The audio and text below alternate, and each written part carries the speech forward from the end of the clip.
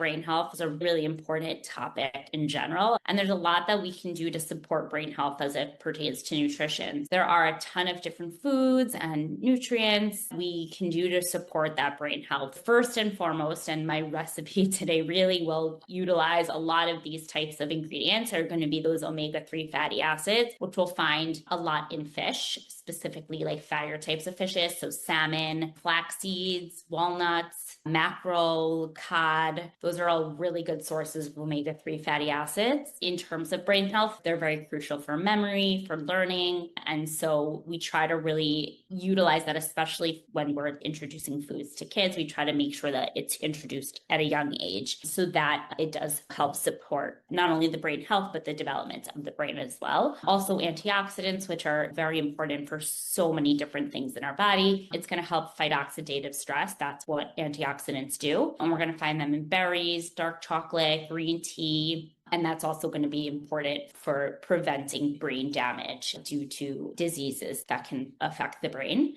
Leafy greens are rich in vitamin K. They're rich in iron. They're rich in folate. So that's like spinach, kale, broccoli. These are all going to be really important also for brain health. And then healthy fats and oils.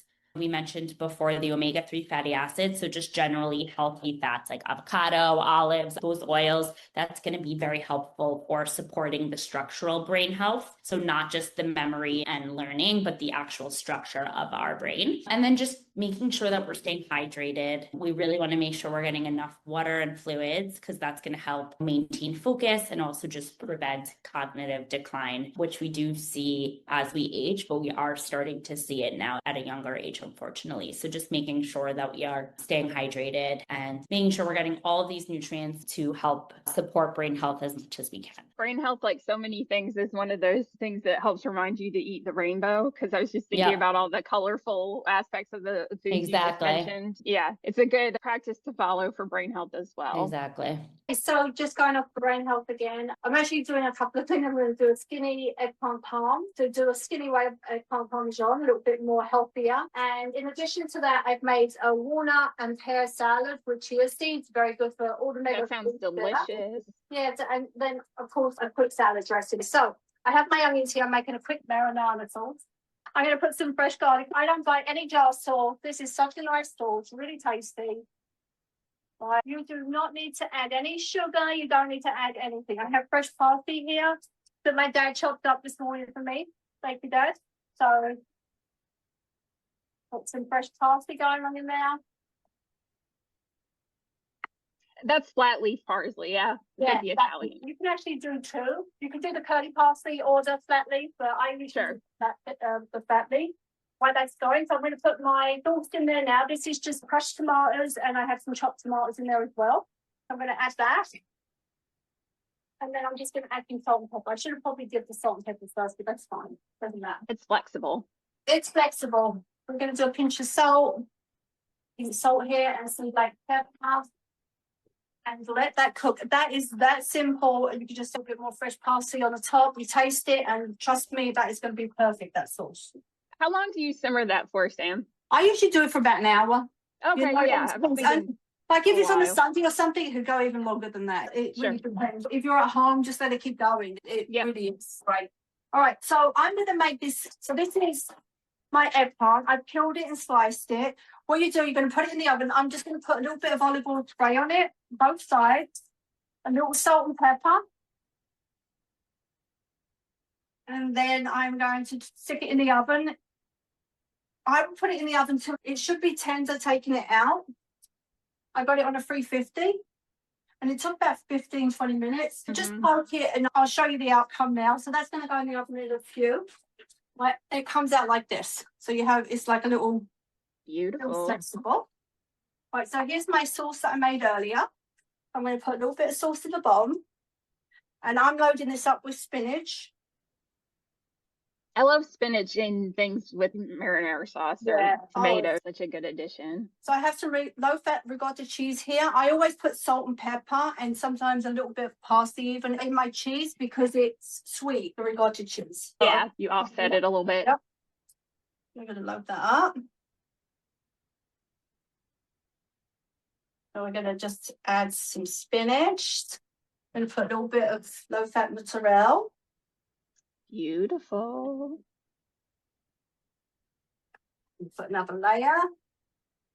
Do the same thing. Do the sauce. It's kind of like lasagna in that way. Yeah. But with your Yeah, eggplants with your as eggplant. noodles. Instead of having pasta, then I Mhm. have eggplant.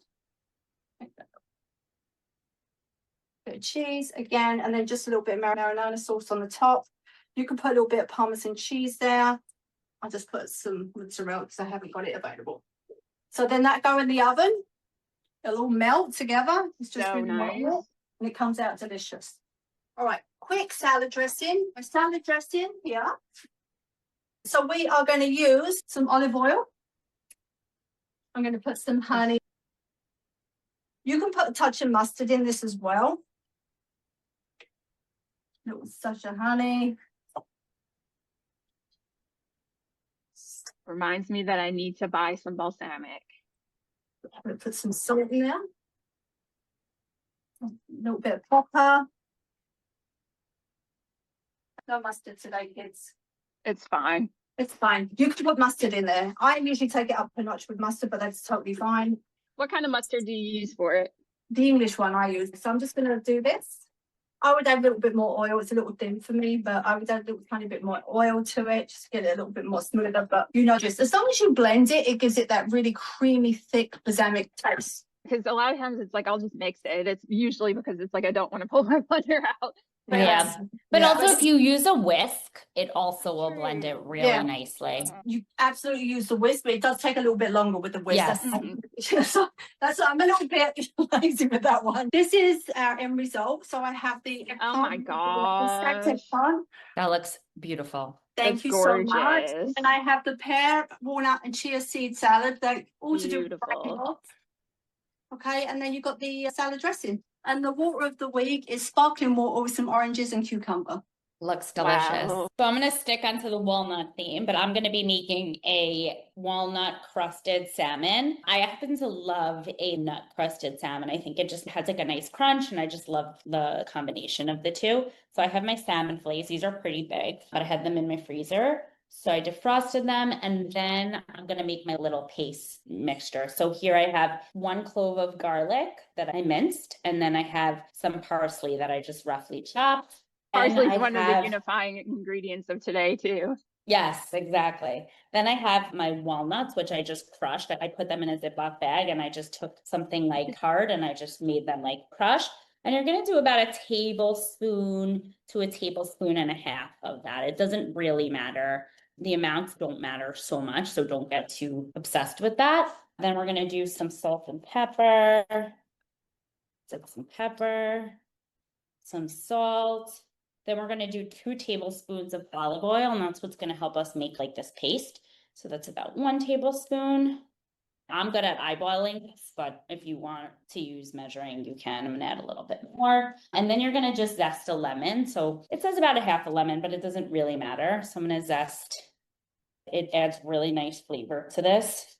I'm going to zest, and obviously you want to make sure that the skin is really well cleaned since you are going to be eating that. So I cleaned it really well.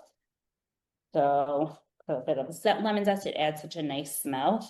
And I just love the taste of it, especially with salmon. It like really freshens it up a bit. I guess I have some lemon zest in there. Now I'm going to take a glove to mix all this up. And by the way, another reminder is when you are going to use some salmon or any fish, you want to pat it dry. It's going to help, especially if it's been in the freezer, so that it doesn't make it soggy and that it'll be nice and crispy. So we mix this up really nicely. And now we're going to pack it into my palm. And we're going to press it on the fish. It doesn't matter if some of it gets on the side. I always do put it on a cookie sheet so that it doesn't burn like on a tin or even on a baking sheet. You've got the parchment paper there too. Yeah, so the parchment paper. Yeah.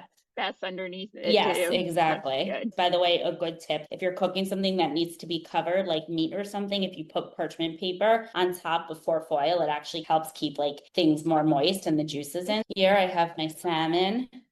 I'm going to put it in a 400-degree oven for about 15 to 20 minutes. I'm going to put it 20 minutes just because this is a little bit of a bigger piece. But if you have a regular 8-ounce piece, then you should be able to do 15. And then this is the end result. Oh, wow. I put it on some quinoa.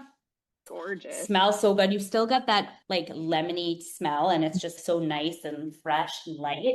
And it's really a delicious salmon. And so toasty looking on the top Yes. there. That's really pretty. Yes, it's delicious.